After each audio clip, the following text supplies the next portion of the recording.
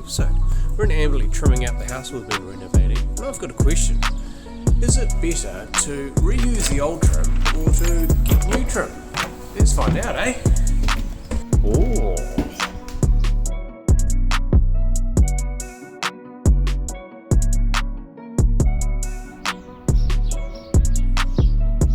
We've got an architrave around these windows, but first we've got to put these little horns back on. So they've got to be glued on. The reason we cut them off is because it's a lot easier to get the plasterboard on without them. We've kept all, we are missing actually one.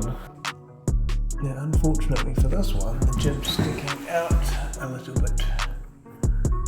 So rather than try to modify this, which has a nail in it as well, just cut a little bit out of the plasterboard, or even probably just the plaster on there.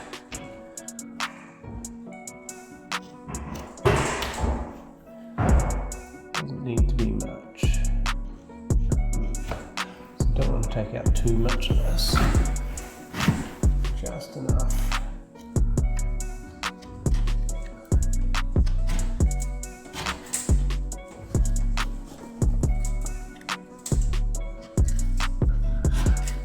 Mesh tape from the plaster there.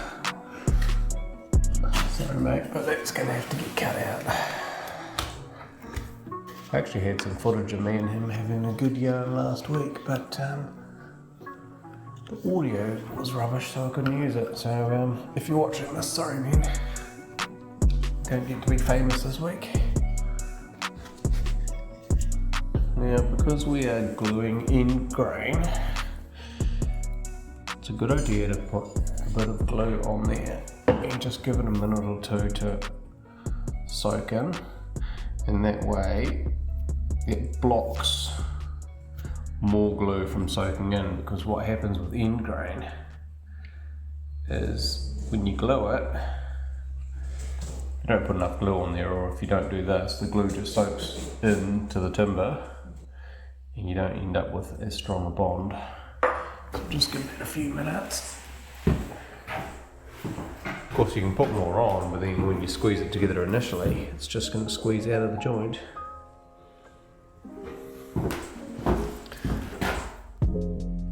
This side's fine to go on. Should probably have checked that before I put the glue on, eh?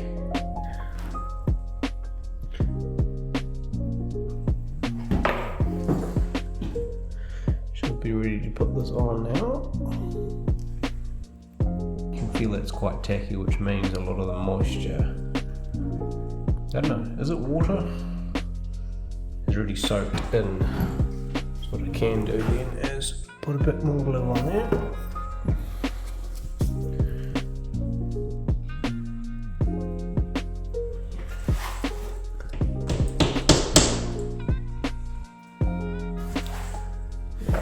Good.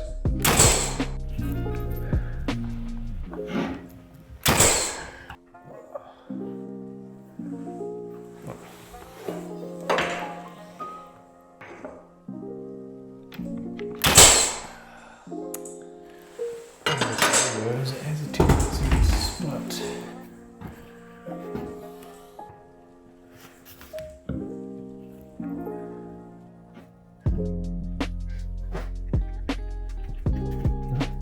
One down. It's about, I don't know, 20 or something to go.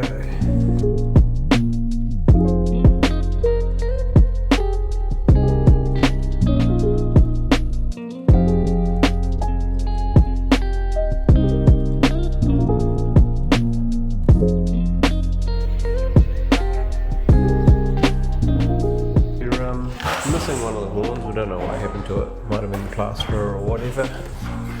Might have been us. So we're going to make another one out of just some clear pine. So just match the overhang with the other ones. So 60mm from the edge of the window. Basically I'm just going to scribe the bottom of that.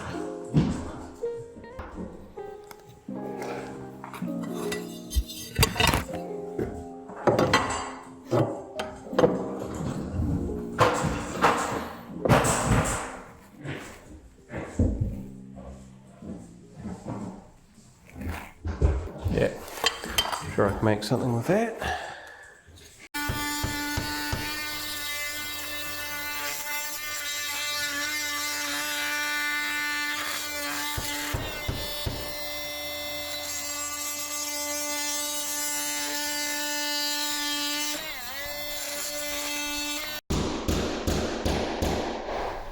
Oh yeah, can work with that.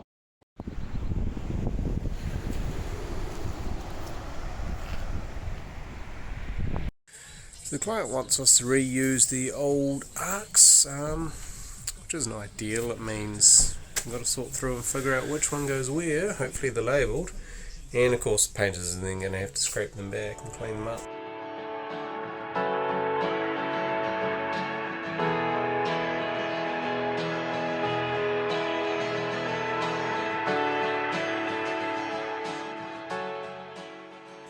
Alright, this is going to take a while because none of the architraves are labelled except for window and door and the occasional bit of unreadable writing from 50 odd years ago, I'm guessing. So pro tip, if you really want to reuse your architraves, clearly label where it's come from. Alright, so I just spent the last hour or so sorting out which architraves belong to which windows. Turns out just going by the length was a mission because paint lines aren't clear and so forth. But I figured out some of them are still nailed together, usually the top and one side, and I matched up the nails with the nail holes, so that made life a bit easier. So I probably wasted half an hour walking around trying to find out which one goes where. But in saying that, is it really worth reusing your old trim? Unless it's something really fancy, probably not. A length of this to do a door, 5.4 metres will do a door. It's like 20 or 30 bucks. So it's not that bad when you consider that builders being charged out at well over double that per hour. So if I spend an extra half an hour per window, you're losing money. Alright.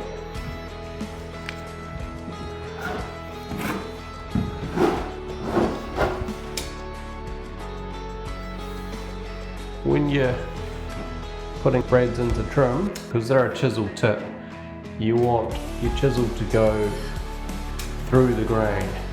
So you want your gun perpendicular to it. So in this case it's not as important apart from where you're getting to edges. So in this case I want to go like that. And it doesn't split. It's less likely to split.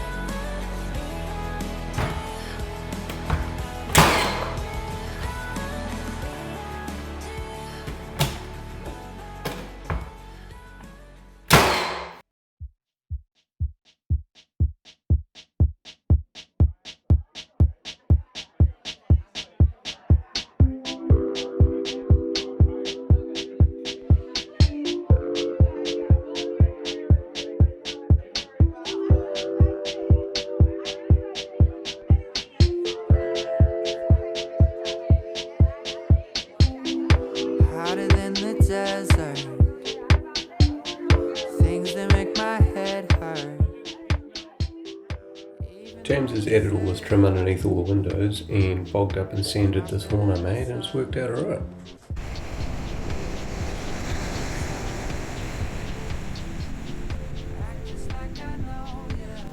I mean, it would be interesting to know if you put my hours in, how much I prep and everything, you know? Yeah. I wonder what's actually cheaper than. He was here this morning and I told him, he asked me if it was worth it, and I said, well, it's probably taking us 3 extra hours just to de-nail and scrape it back so we can put them on.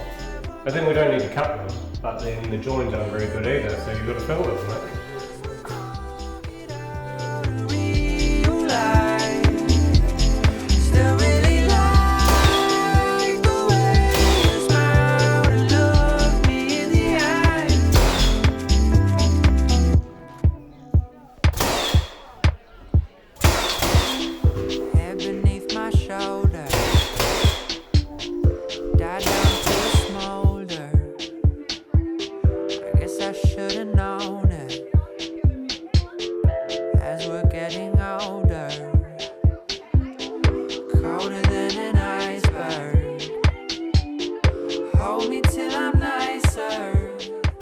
maybe that's the worst thing about doing renovations, using old trim.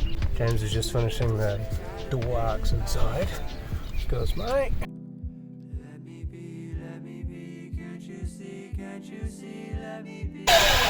So, lucky enough that the skirtings are brand new, makes life a lot easier. Generally, if you renovate, you've got to replace your skirtings anyway, because older houses tend to be either bath and plaster or horsehair or fiberglass plasterboard, all of which are thicker. So it means when you replace it with your 10mm plasterboard, your skirtings will be too short.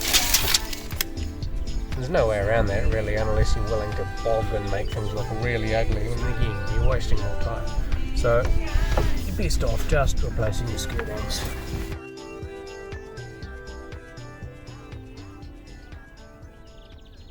Alright, I'm putting on the last piece of skirting now.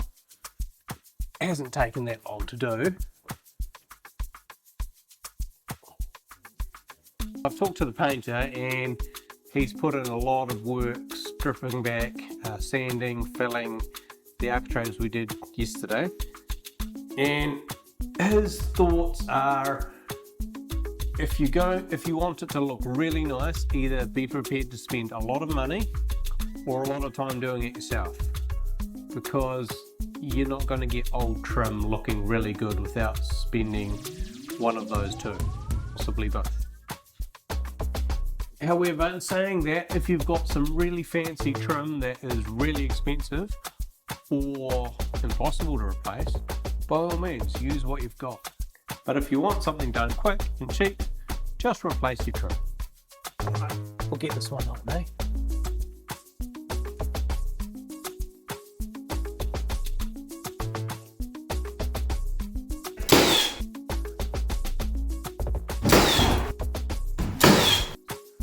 Alrighty, thanks very much for watching and I'll catch you guys next time. Cheers!